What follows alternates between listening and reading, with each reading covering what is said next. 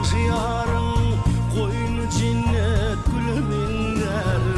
Sözlese dürler saçlar dilleri bileminler.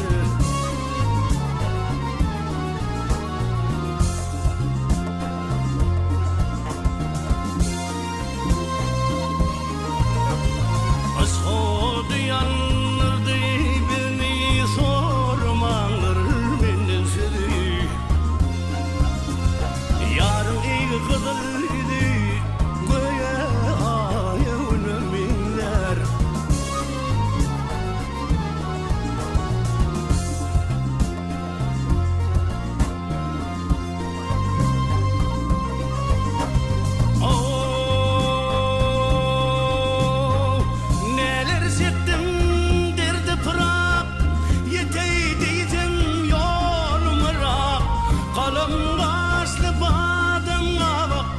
Saçları tümlü minder.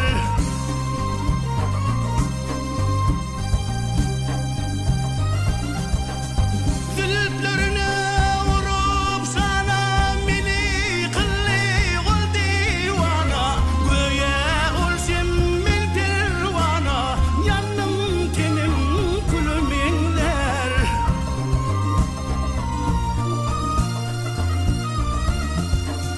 Kıyın yok dünyada mence didar vurmak yok duyunsa.